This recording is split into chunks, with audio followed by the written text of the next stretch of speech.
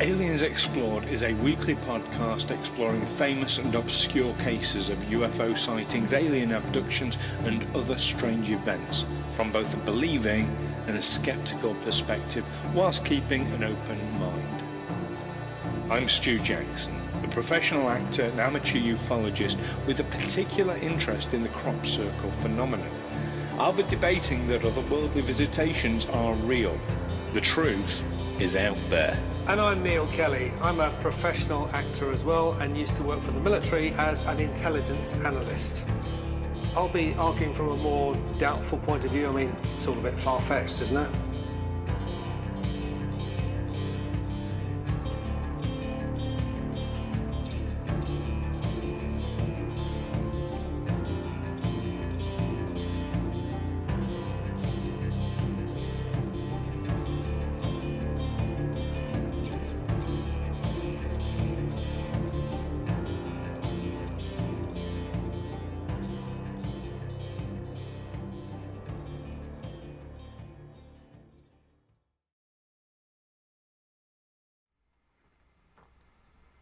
Hello and welcome to this special 2-year anniversary AMA session, Ask Me Anything for Aliens Explored.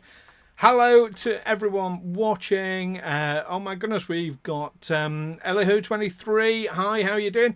Captain Peter Quinn with us. Indeed, 2 years, got it right today. And the Jaunty Goblin. So Captain Peter Quinn's already noticed straight away. It's just me today. I'm Stu Jackson. I am one of the hosts of Aliens Explored. Hello to Firelock as well. Oh my goodness, loads of people in chat already. It's just me. No Neil today. Neil is, as we speak, heading on over to the airport to go on his hollybobs. So we wish him a lovely, lovely time.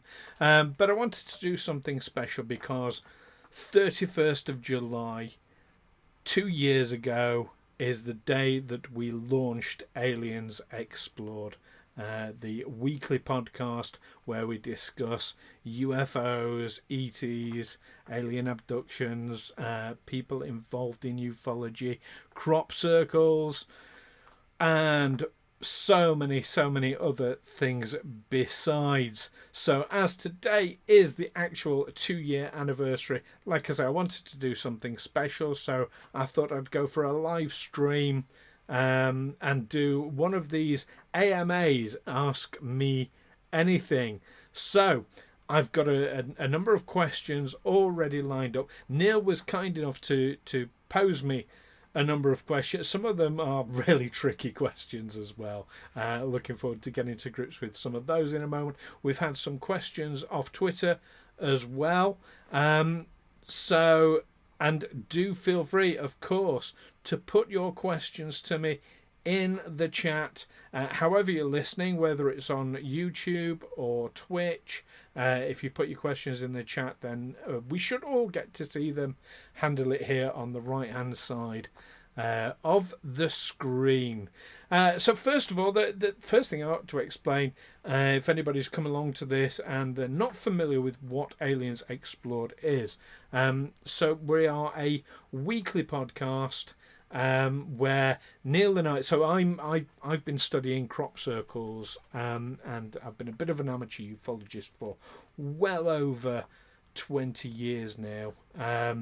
So I'm a bit of a believer. And Neil comes from a much more skeptical background. He's not whilst Neil and I are good friends, he's never really had any, or prior to this podcast, never really had any encounters with people who discuss UFOs and things of that nature. So So we got together. Actually, it was during the pandemic. For a bit of fun was how it started. We thought we'd put out this podcast to debate, famous cases from ufology, from some not so famous cases, and give both sides of the story, both the believing and the skeptical side. And here we are, 2 years later. We have a raft of followers, which is absolutely amazing. We do so well all over the world, far better than we could have ever envisaged, and it's become a much bigger part of our lives than we could have ever imagined it to be, and that's all thanks to you, the listeners. So thank you from the bottom of our hearts. We've built a community. It really feels, absolutely incredible where we are with it. Now, speaking of mentioning thanks, I want to start off by giving very special thanks to our Patreon supporters. Now, Patreon, if you're not familiar, is a way that you can support podcasts like ours by giving a monthly subscription at various levels. There are various tiers, and you quite often get sort of rewards back as a result. Now, our Patreon page, if you would like to have a look, is patreon.com/aliens explored. You'll notice I've put it at the bottom of the screen really handily for you to see. Maybe after this stream, maybe go and have a look, see if there's anything there that takes your fancy. We have Explorers of the Week, so people get special shout outs each week. We have tiers where you can get the episodes a little bit early, even tiers where you can get a special unique t-shirt. So it won't be quite like this one, but we'll have unique t-shirts every few months as well. So have a look at that. When you get chance, there might be something just for you. You never know, and we'll be very grateful. Now I'm going to mention our Patreon supporters by name as a way of a thank you on this special 2-year anniversary special. So Alistair Heaton, Jonathan Pernod, Toby Foams, Vanessa Kim, Israel and Dean Nandwani are our current Patreons. Thank you so much. And a special mention, Dean Nandwani is this week's current Explorer of the Week as well. So special thanks there. Hello to Budlock's 3 Hairs. Great to see you here. I see there are some questions being thrown in the chat already. I will be tackling those momentarily. But first of all, I just wanted to explain a little bit more about Aliens Explored and well, no, I think, you know what? I've explained who we are. I've explained what we do. I haven't really explained who Neil and I both are. So we're both professional actors in the London area of the UK. We met basically doing a job together some years ago now, 7 years ago. Crikey, no, 8 years. No, 7 years ago. It was 7 or 8 years ago anyway. We both played let's just say a seasonally significant character every December in a very large, very famous, very extravagant department store in London. That's what we've been doing together for the last few years. Well, since we met. Actually, not the last couple of years because they've not had a grotto. But yes, that's what we do. Obviously, we do other acting jobs as well, sometimes together, but more often than not. But we have become close friends over that time, which is really handy because we do get. We do argue on this podcast, and it can quite often sound like we're getting quite heated and passionate in our debates. But I can absolutely put everyone's mind at ease. Neil and I have never, ever fallen out over anything to do with aliens. Well, we've never fallen out, to be honest, although it does sound, when I listen back to some of the episodes, because I'm the one who does the editing, it does sound like we're getting quite heated, but no, I can just absolutely assure you we never fall out over it. So there we go. So let's tackle some questions, shall we? So the first one I see in the chat from Captain Peter Quinn, an easy one for me. Which of the stories, covered or not covered, is a personal favourite? Ooh, Nate said that's an easy one. That's actually a really difficult question because I have a number of different things that we've covered that I particularly enjoy.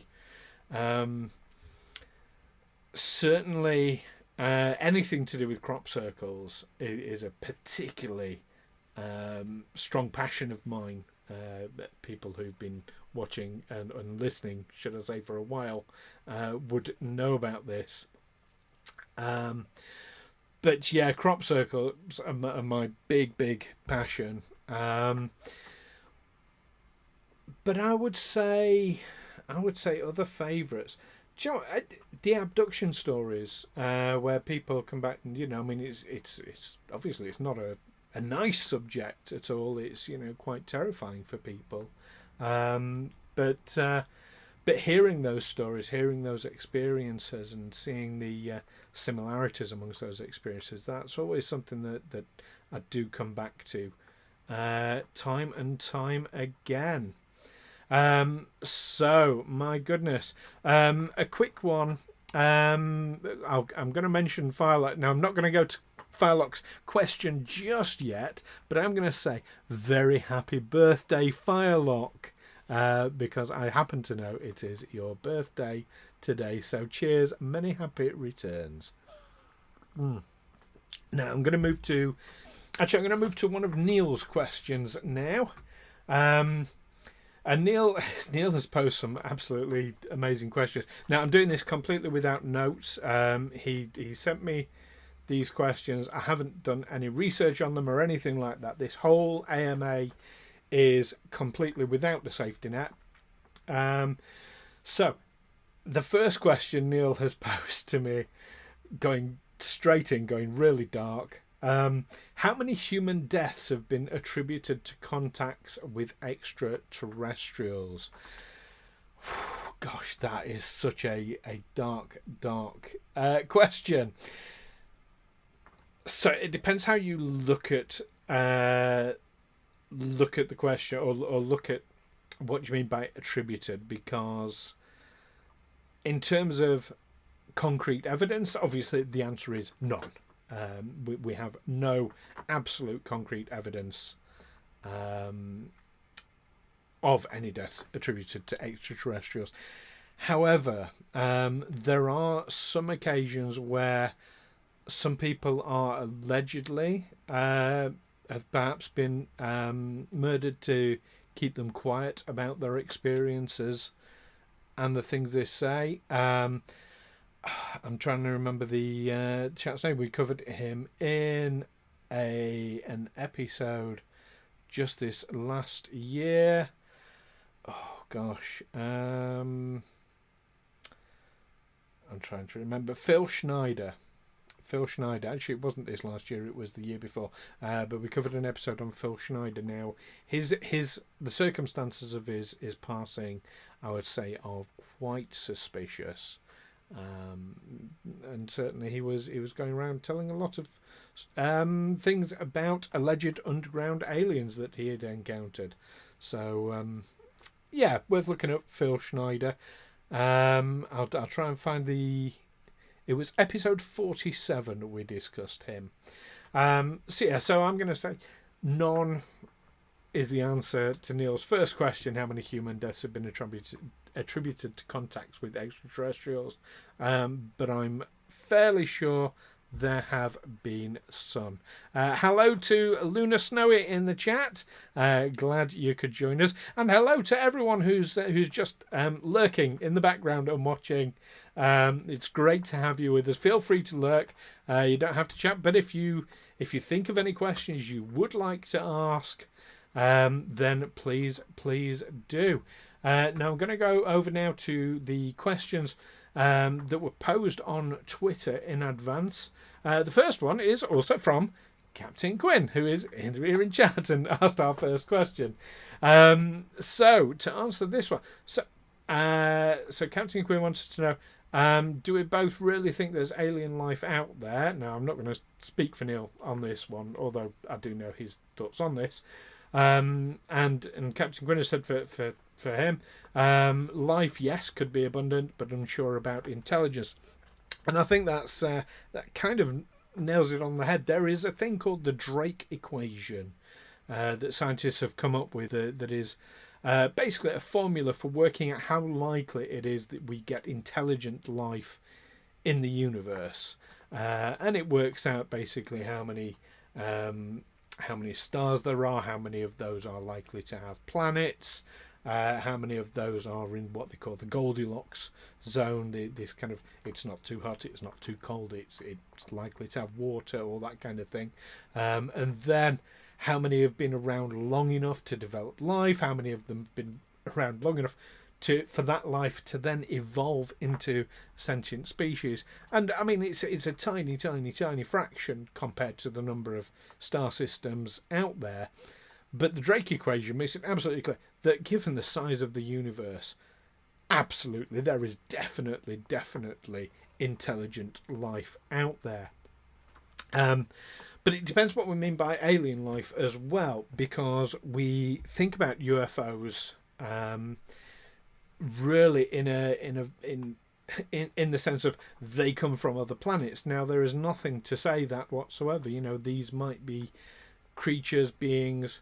So for my part, I'm absolutely convinced that we are being visited, monitored by an intelligent species, intelligent beings, that accounts for a lot of UFO activity. Not all of it, of course, but a lot of it. Now, whether they come from another planet, another dimension, another time travel is one that I've heard. I've heard theories where they might come from this planet, where basically we might be sharing this planet and just not know, be unaware of that, or only just starting to become aware of it. I'm absolutely convinced that these exist. Absolutely. Life on other planets, definitely that exists. Intelligent life, I am absolutely confident it does. Intelligent life that has developed the technology to cover the massive distances involved, I would say I'm fairly confident of it. I try to keep an open mind. It's less likely, but I still think there's a reasonable likelihood. So that was a great question. So, going back into the chat then, and one from Firelock. Why is it Project Serpo? So Project Serpo, for anyone who's not aware, was the original basis for the story behind Close Encounters of the Third Kind. Excuse me while I just take a quick drink. Project Serpo allegedly goes back to the 1970s and was an exchange program between humans and extraterrestrials, where we sent some humans off to the extraterrestrials' home planet on their craft, and they left some of their species, some of their beings, some of their people behind to communicate with us and develop relations. Allegedly, some people did come back from Project Serpo, although I think it was 8 people initially who went. I believe it was only one who came back. Some died, some opted to stay there. But the reason why it's called Project Serpo is allegedly Serpo was the name of the planet that these creatures came from. So there you go. That's a good old question there.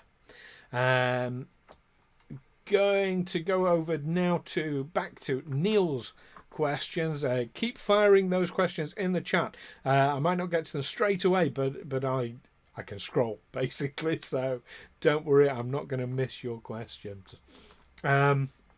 So, Neil's second question to me, and he knows me well. We've discussed this a number of times on the old podcast. What technologies that we now enjoy do I think might be reverse engineered alien technology? And that's a great question. So this again, this comes to what I believe. This, I can't state this as fact, obviously, but I think there are a lot of technologies that we have reverse engineered that are out there, that are being worked on and examined and even used, that have not been made public to us. And I'm going to cite things like anti-grav technologies, certain energy, ways of producing energy, and I think the reason why we've not been given basically green unlimited energy is because too many people are making money from oil and gas, and they won't allow basically that industry to collapse overnight because they'd lose a lot of money. And as those are the people that I'm fairly convinced have the governments of the world in their back pockets, there we go. I mean, you only have to look at how many times we will go to war with people, or even not go to war over oil and gas. It's clearly a very, very big thing. But those are things I think have not been made public. But Neil's question was what technologies that we now enjoy, and I'm going to say for me the biggest thing, I think fiber optics is one of them. I think fiber optics has come from reverse engineered technologies, and I honestly think the silicon chip, which absolutely it accelerated our technological development massively overnight. We evolved. I mean, that's the point. We didn't evolve almost overnight. We made this quantum leap in terms of technology with the silicon chip, and that, technologically speaking, while we've had certain jumps technologically, with certain inventions over the years, nothing compares to the advances that have made with the silicon chip. So yeah, that's what I believe. Back to a Twitter question at Gung Ho Kirk, which is a great Twitter handle.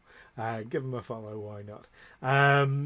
They say the Pentagon and Congress, through their recent unparalleled public admissions about UAP encounters — UAP is another word for UFO, for those who aren't sure — recorded by multiple modes, have all but admitted that we're not alone.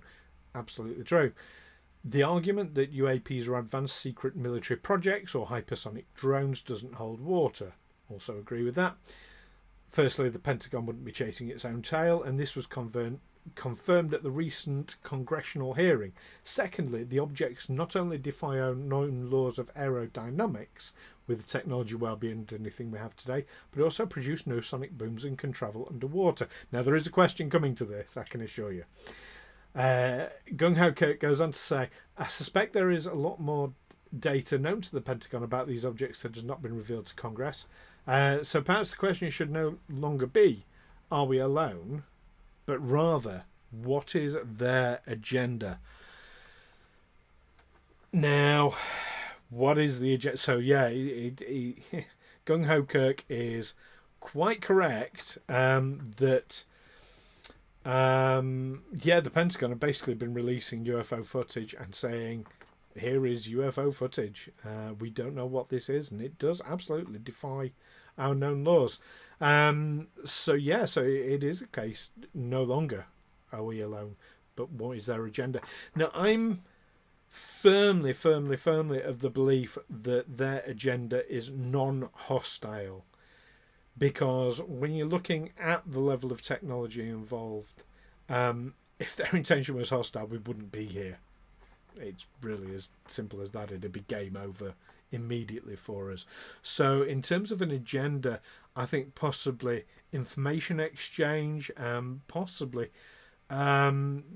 just research and just watching us to see how we develop, but also perhaps guiding our development as well, preparing us for contact within a much wider sort of galactic community. I know that all sounds very sci-fi, but in terms of agenda, that's the best thing I can, or the closest thing I can possibly think of. I know we'd need a lot of preparation for actual contact, although I'm firmly of the belief that we have been being prepared for the last 50, 70 years through various media forms like Hollywood and the news and what have you. I think we've been drip fed and prepared for first contact with an extraterrestrial species. I think we're very, very close to it, especially with the Pentagon releasing this sort of thing.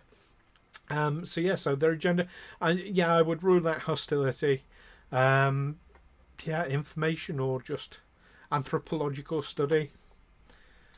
It's really hard to gauge. I'd be interested to find out when we find out. So let's go to another question in the chat. So there we go. That was Project Serpo. And yes, Captain Quinn, I will keep the question for Neil as well about personal favourites.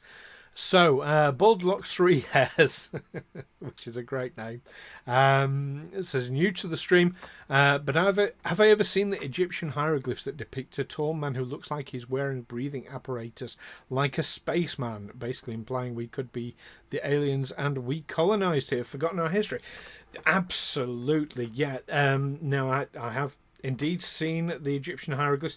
There are also cave paintings in South America, and there's from all over the world. There are ancient depictions, whether there be statuettes or carvings or paintings, going back thousands and thousands of years of creatures that certainly don't look human, but do look very much like we expect to see a spaceman with a helmet and a backpack and tubes coming, all that kind of thing.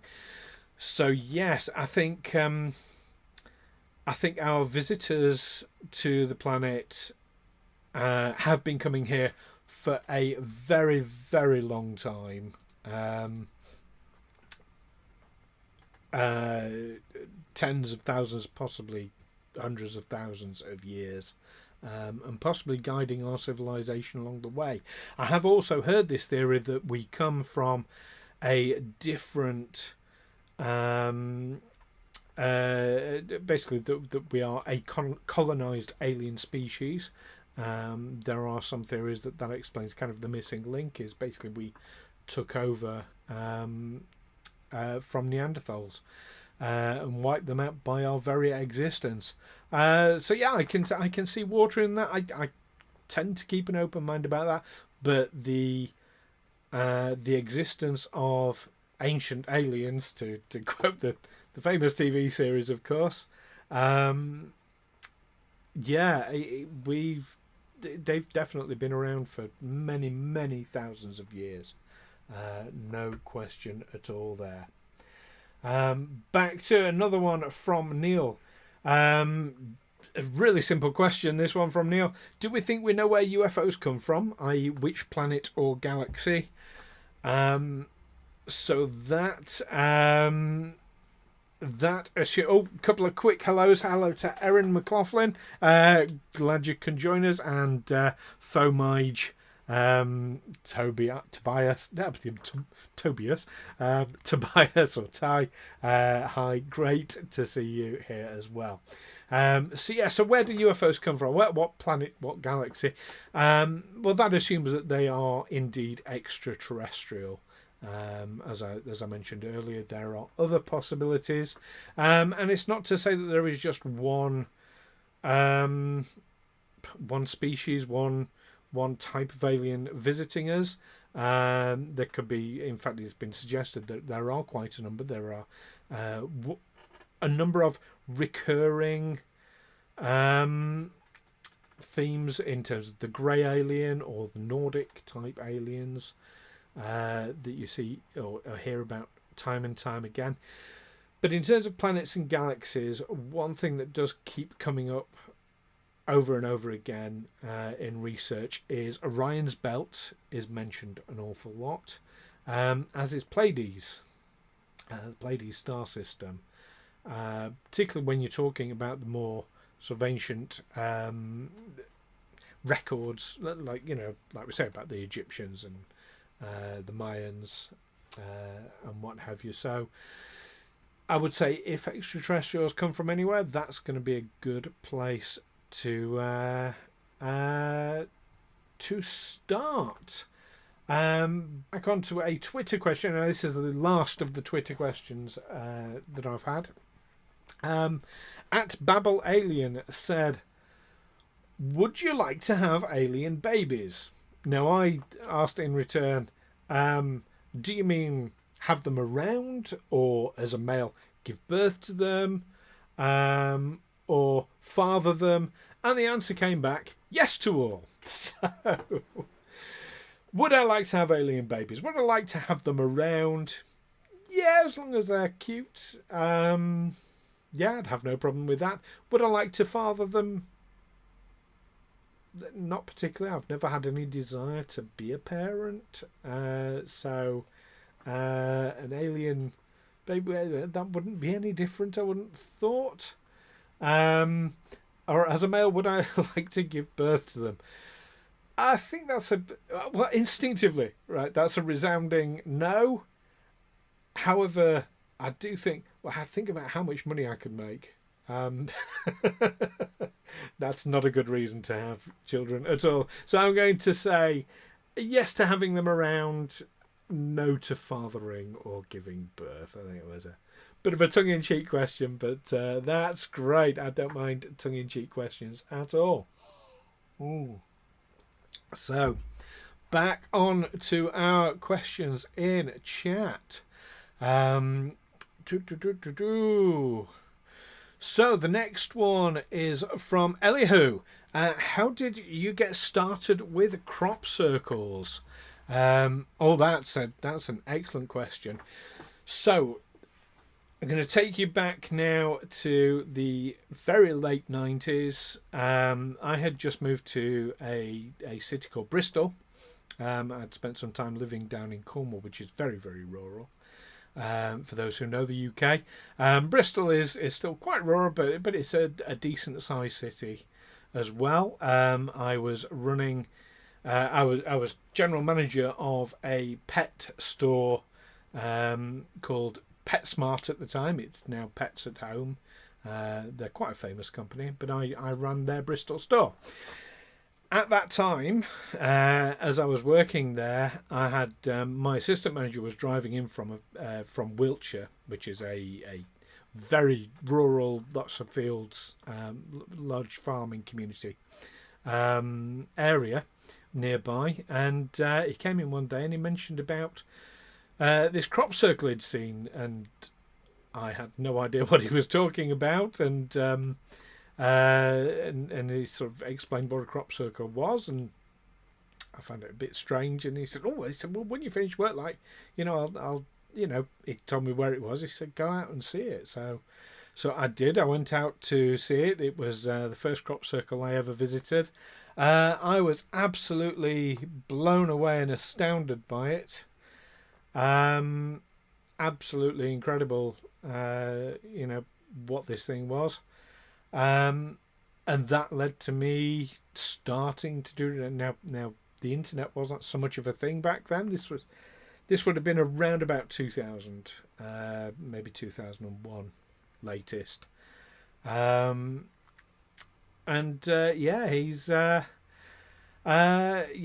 got me switched onto it, and now I've started doing a bit of research from there, and that's just built and built and built from there on. So thank you for asking that. On to a Neil question again now. Given this is his fourth question, given the observed performance capabilities of some UFOs, would a human passenger survive a trip? Now, there's a number of different things to take into account with this.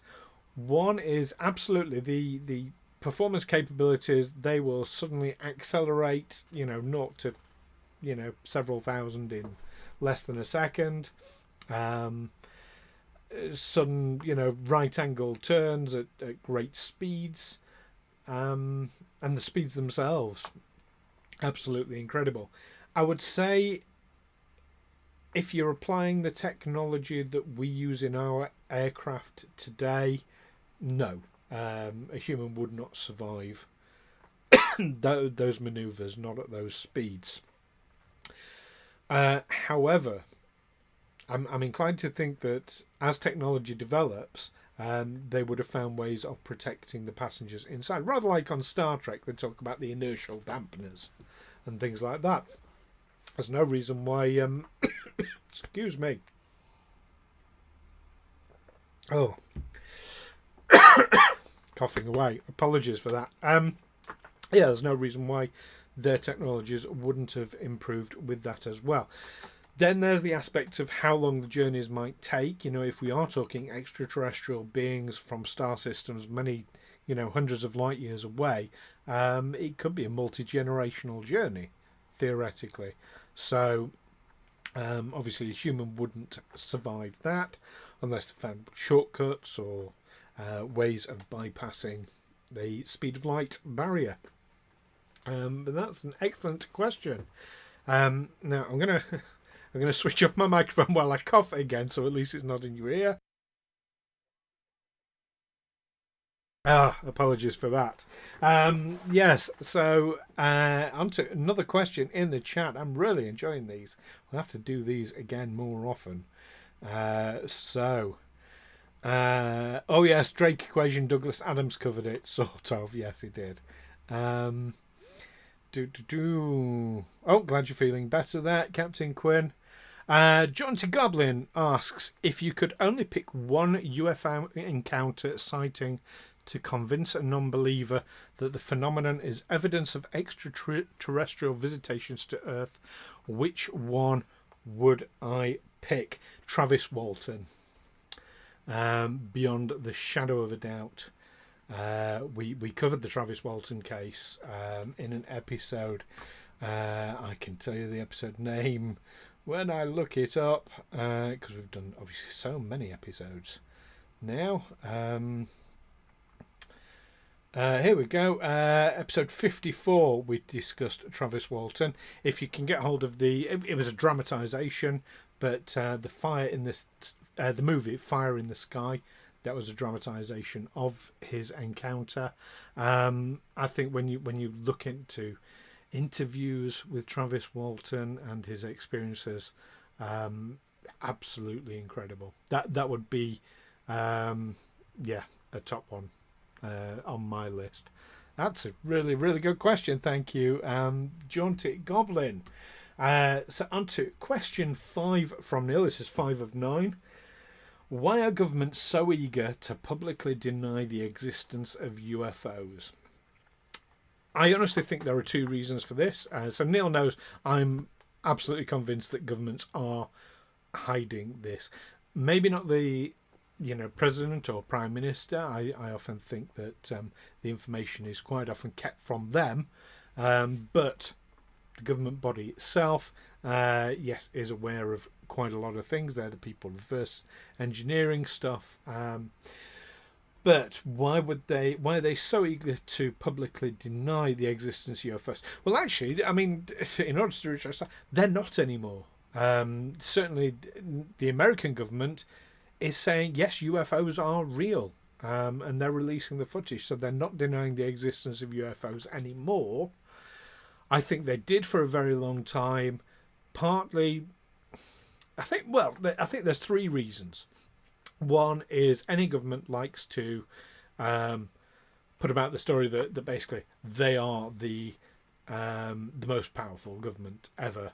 And if people are invading their airspace with impunity, that kind of detracts from that. So that's one thing. I think another is that humanity it's getting there, but it's not quite ready for first contact with an alien species. I think there will be a lot of panic and a lot of distress and a lot of chaos. I think banking systems and stock prices will plummet, and it'll be the end of days and all the rest of it. So I think that plays a big part in it. But also I think they've been secretly mining the technology for their own purposes as well. And if they admitted that they had the crashed spaceship from Roswell or whatever, they'd also have to admit that yes, we have been reverse engineering the technology. So I think there's a number of reasons. I think they're pretty good reasons why they would want to do it. The biggest one for me, I honestly think humanity, we as individuals, and especially when we're brought together through a podcast like this, we are probably ready for contact. But I think society as a whole, especially when you're looking at us as a global society, I don't think we're anywhere near. We are getting there. It is taking some time, and I think through media, through movies, we are being programmed to become ready. I can see it happening in my lifetime, which I must admit 10 years ago I couldn't. So that's something. Excellent questions, these. Really enjoying them. So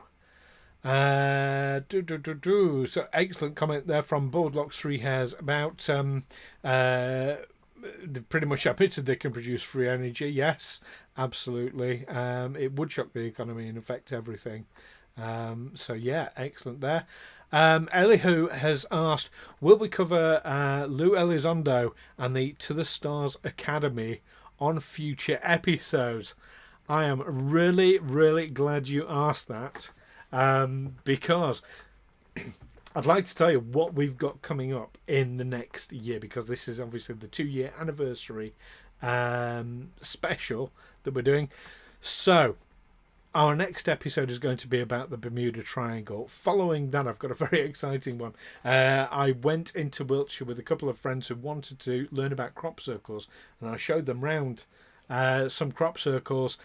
And our friend who went with me came on the show as a guest. That's Amy, and talked about her experiences looking at those crop circles with her and her husband. It was really interesting. So that's going to be episode 104. That's going to be in a couple of weeks' time. After that episode, yes, we are going to be discussing Luis Elizondo. However, we've already covered this one, but we've had to record a few in advance because of Neil going on holiday. But we don't discuss To the Stars Academy. Now, I am planning on us discussing To the Stars Academy in episode 115. That should go public on the 28th of October. And we're actually going to be discussing To the Stars Academy and Blink 182. Who the pop group who have quite a connection with it. So yes, I'm really glad you asked that.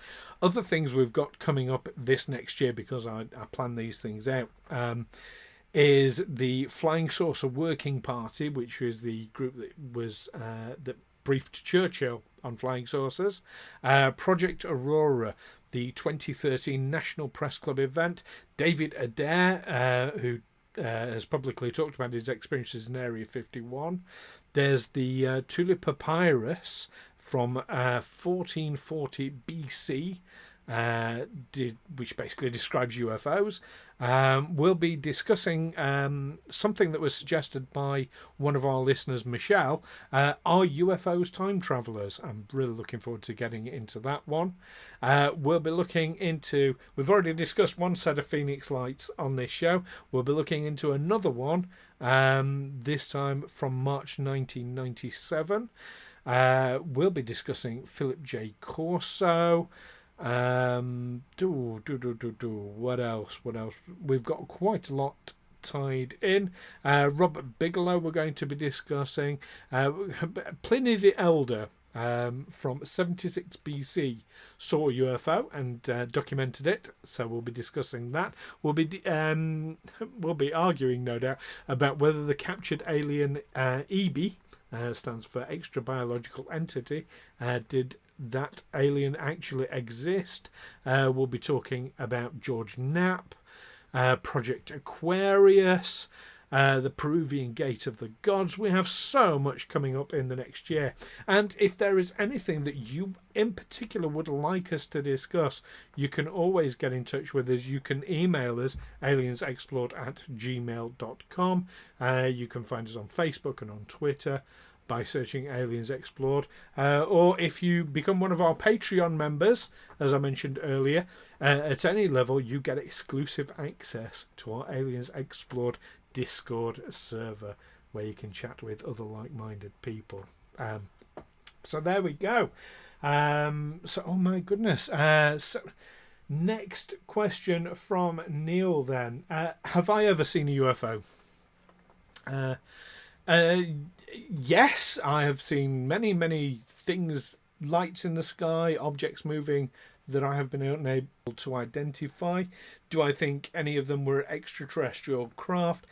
I would say it's unlikely, but possible. The fact that I wasn't able to identify them doesn't automatically mean flying saucers, of course. But there have been some very curious things that I've seen over the years. Not many, to be honest.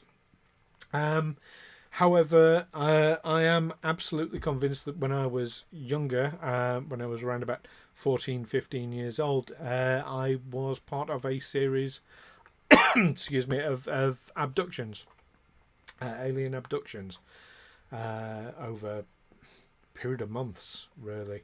My memory is very fragmented on it, but I'm absolutely convinced that happened. Oh, excuse me, coughing away. Not drinking enough, that's what it is. It's only Bovril, for anyone who's interested. So, on to other questions. Erin McLaughlin says they had an encounter with an alien back in 2013 that completely changed your life. I'd love to hear more about that. That would be amazing. So Fomage or Ty says, why do you think Zeta Reticuli is so commonly referenced? That's a really good question. One I'll be honest, I'll struggle to answer. There are a few places in the skies that are constantly referenced. I mentioned earlier about Orion's Belt. Pleiades, things like that. So Zeta Reticuli, is another one that does come up time and time again. As to why, it's your guess is as good as mine on that one. I think possibly, we do have some visitors who come from there. Like I said earlier, I think we've got visitors coming from a number of different places, possibly also other dimensions, possibly time travelers, and there's nothing to say that they're just coming from one place. So could be another one like that. Neil's seventh question to me: do I intend to visit any UFO hotspots in the future? Well, I just did recently with Wiltshire, crop circle country. Although the vast majority of crop circles occur within a 20-mile radius in this one particular part of England, here in the UK, it is also a UFO hotspot. And indeed, I don't think we discussed it on the episode, but because Amy and her husband and I, we were all camping together that weekend, we certainly saw something that was unexplainable in the skies one night. In the future, though, I really want to go to Rendlesham Forest. And I want to go there in December. I want to go on the anniversary of the Rendlesham Forest incident. So I intend to, yes. I wouldn't call it a plan at this point, but definitely intend to. So back onto questions from yourselves. Here we go. So, so Captain Peter Quinn says, you've been to stone circles. Is the atmosphere in a crop circle the same? Oh, and hello to a Redhead Ramblings. Glad you could join us. So, yeah, I'm going to say broadly speaking, no, it's not the same, although you definitely get certainly emotional and physical reactions quite often in crop circles. Not always, it has to be said. But indeed, there was quite a strong reaction that both Amy and I got in one crop circle we visited. As I say, that's in episode 104. So do have a listen out for that. I've also had sensations, connections, spiritual connections with some stone circles, not all. Glastonbury, Stonehenge, I get absolutely nothing. It's dead to me. Avebury Stone Circle, I get really strong feelings there, but they're not the same. It's not the same experience. It's a very different sensation that I get there. That said, different crop circles can be very different from each other, so it's quite possible there are some crop circles that are similar to the sensations people get in stone circles, but I don't think I've ever been in a crop circle where it's been quite the same, although I have been in a lot of crop circles over the last 20 years, so it's possible, but none stand out. That's a really, really good question. There's so many good questions here. Neil's 8th question. Do you know what? I'm going to do 8 and 9 together because it is a 2-part question, really. So Neil says, do I think that in the past, when people claim to have seen fairies and hobgoblins, were they misidentifying extraterrestrials? And conversely, what do I say to the idea that extraterrestrials are just the modern equivalent of fairies and goblins and are just symptomatic of a human need to believe in the supernatural? So, yes, I think what people have historically said, fairies, hobgoblins, demons, things like that. Yes, I think there are many cases where we are talking about extraterrestrials or whatever they may be. Yes, have been misidentified. I think the same is true for angels as well. When people think they've seen angels. Yes, I think these are extraterrestrials that have been simply misidentified. And the idea that it's just a symptom of the human need to believe in the supernatural, I think I can see where Neil is coming from on this. And I think so with all respect to our very good friends over at Central Utah Paranormal, I think in a lot of cases ghosts are people's the human need to believe in the supernatural.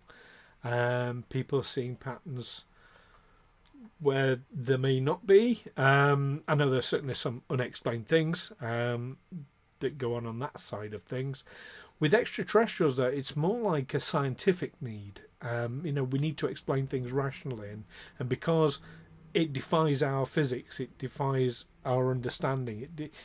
It's not that it's supernatural. It's just, it's more advanced scientifically. So I'd say it's quite the opposite of oh, that's getting annoying. Sorry for you listeners. Rather than it being a symptom of believing in the supernatural, I think it's believing in science, but just more advanced science than what we have today. So that is all of Neil's questions. So from here on, it's all your questions here in the chat. So, have I heard about this is from Fomage. Have I heard about the link between resonance patterns from the Great Pyramid and crop circle patterns? No, is the honest answer to that. No, I've seen some crop circles that reference the Great Pyramid, or certainly the three pyramids themselves. I mean, they're also in alignment with Orion's belt as you look at them from above. So I've seen, crop circles that reference pyramids, but resonance patterns, that's not ringing any bells with me. No, I should mention, as much as I've been studying crop circles for 20 years, there are way, way, way smarter people than me that look at them and determine patterns, determine the mathematics behind it all. I just really stand on their shoulders and look at it and go, oh, that's interesting. I'm not that level of mathematician or scientist. But yeah, there are some really, really interesting things going on. But resonance patterns between the Great Pyramid and crop circles, that is something I am going to go away and research. So thanks for the heads up on that one. Cat Peter Quinn said that Bill Clinton said there is alien life on Mars. Did he? I don't remember that. Okay. There we go. Some people saying yes. People unable to handle the truth, and that's absolutely true. Captain Quinn also yes, but not ready for a first contact situation. Although some of us are. So John to Goblin. It'd be amazing to hear you cover the aerial school UFO incident. I'm going to say that's one I'm not actually familiar with. I will make a note of that now.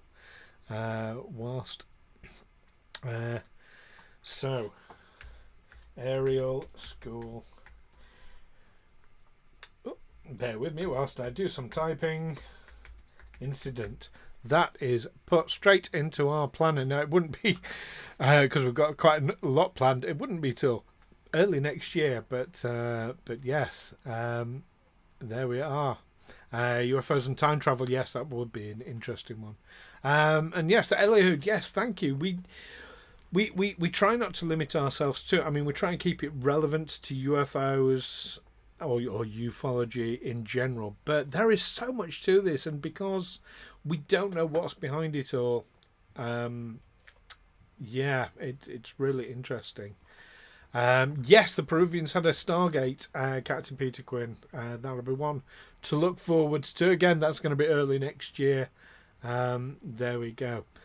And yes, don't mistake the ISS for a UFO. That's absolutely right. It does get mistaken quite a lot. Strange radio signals from Alpha Centauri. Okay, that's one to look into. Elihu asks, who's my favourite sci-fi author and book? So I actually don't read a great deal of I watch a lot of sci-fi. I'm a huge Trekkie. It has to be mentioned. My actual favourite author is Terry Pratchett, so I'm more on the fantasy side. But I have read some sci-fi. Arthur C. Clarke. I love the works of Arthur C. Clarke. And my favourite sci-fi book is probably Rendezvous with Rama. If you haven't read that, I really, really recommend giving it a go. He did a trilogy of them, and in the later books it got a bit heavy going, but the first book, Rendezvous with Rama, was absolutely brilliant. So there we go. So lots and lots of comments. Thank you ever so much. Fomage also loved Rendezvous with Rama. I'm amazed they haven't made that into a movie, to be honest. So there we go.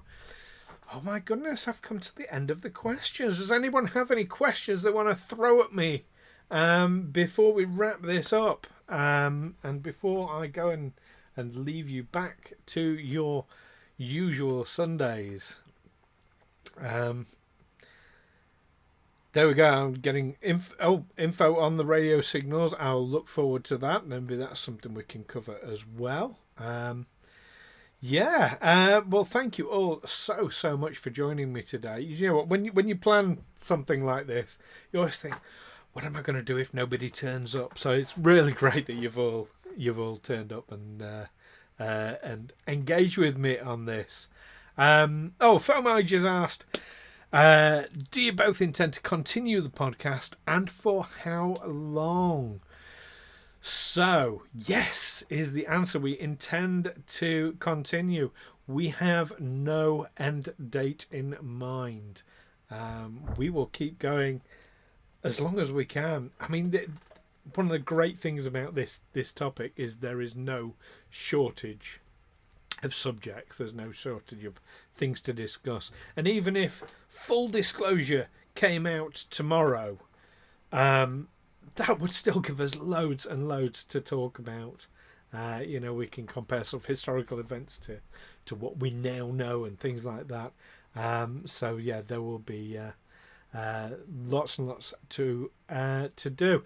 And Fomage has asked if I'm still working on the crop circle documentary. So it got, I'll be honest, it got put a little bit on the back burner this year. It's because crop circles themselves are quite seasonal. You've only got a narrow window in order to look at them and to investigate them. So to give everyone the broader strokes on this, Neil and I are planning, hopefully, to do a full-on documentary, feature-length documentary, all about crop circles. So taking the premise of Aliens Explored, where you've got the non-believer back here grinning away, and the believer. I would basically introduce Neil, rather similar to how I did with Amy recently, to crop circles, and we'd talk about the history of them. We'd talk about, we'd talk about the people who create them, and we'd go and investigate, and we'd look at some crop circles and come away with some conclusions at the end of it, hopefully. And maybe even some answers. That would be fantastic. So we're planning to do this documentary. I was hoping we could have done a lot of work on it this year, but sadly that wasn't to be. My health took a bit of a turn earlier this year, and getting back now, and it's nothing serious at all. It did sort of stymie things a little bit. Still planning to do the crop circle documentary at some point. Hopefully next year. There we go. And can you still buy us a beer if you come down to Hampshire? Absolutely. We demanded it. No, we don't demand it, but that would be fantastic. Yes, I want to see Neil's reaction walking into one as well. Fomage, definitely. When the crops are full of grown but not time to harvest, yes, that's the ideal time. Although just after the crop circle formation, because people do go in and they do wreck the crop circles themselves by walking in them. And Fomage was asked, actually, did I film any of Amy's visit? Yes, well, Amy did the filming. Amy's a little bit camera shy, so it was really good of her to come on the show to talk about it. But so Amy was behind the camera, but we did get some footage. There may be, you're all getting breaking news here, there may be, for Patreon subscribers, a mini documentary coming in the coming weeks. So watch this space. And yes, that is Amy from Tales from the 20s Side. Now, Fomage, do you know what? You're beautiful. Thank you for doing that, because I now get the opportunity to promote and plug. So as well as Aliens Explored, I'm also, myself and Neil, we're heavily involved in another podcast for those people who are interested in role-playing games like Dungeons and Dragons, that type of thing. We do one called Tales from the 20 Side. It's a lot of silliness. It's a lot of fun. And basically we play a role-playing game, a high fantasy role-playing game, and we record our adventures for you all to hear. So if you go to talesfromthe20side.com, you can find that there. So thank you for mentioning that, Fomage. Elihu also wants to see Neil's reaction walking into one. Yes, definitely. Aliens Explored is a radio show. It's sort of, yeah. And there we go. Oh, thank you, Fomage. Yes, we have a lot of fun doing Tales from the 20 side. So yeah, it really is a lot of fun indeed. So other things to plug here, and big thank yous to Hailing Frequencies for hosting this Aliens Explored 2-year anniversary Ask Me Anything. Now, many of you will know I'm actually thanking myself there because I run Hailing Frequencies as a Star Trek fandom Twitch, although we also do, of course, the horror game streaming on Friday nights as well. But every fortnight we do a Star Trek roleplay game, a load of us, and have a lot of fun over on Twitch. Here on Twitch, should I say, twitch.com/hailing_frequencies. So there's that. I must mention, of course, we're here for Aliens Explored. aliensexplored.com is the podcast. We cover so many different aspects of ufology. It is unbelievable. We are, how many? 102 episodes. My goodness, 102. Absolutely incredible. And we so much more to talk about, so much more to discuss. And if you want to support us, like our patrons, Alistair Hayden, Jonathan Perner, Toby Foams, Vanessa Kim, Israel, and Dean Andwani, who is our current Explorer of the Week. If you want to support us like they do, go to patreon.com/aliens explored and pick out a tier that suits you. Fomage has asked, are we going to set up t-shirts for purchase? Well, if you subscribe on our Patreon at a certain level, you will get a fresh, new, unique t-shirt every 3 months. So there we go. Fomage wants an olive green military style Aliens Explored t-shirt. We shall have to see what we can do on that. Thank you all. Thank you all so much for joining on this. I've had so much fun with this. Apart from the coughing, I apologise for that. But I'm sure I will be engaging with most of you, ideally all of you, either by email, aliensexplored@gmail.com. On Facebook and Twitter, you can message us by searching Aliens Explored, or like I say, if you're one of our Patreon members, you get exclusive access to that Discord server where you can have a chat with us as well. But yes, thank you all very, very much. Yes, happy birthday again to Firelock, and we will look forward to seeing you soon. So in the meantime, everybody, you know what to do. You need to keep watching these special anniversary streams, and of course, keep watching the skies. Take care for now. Bye.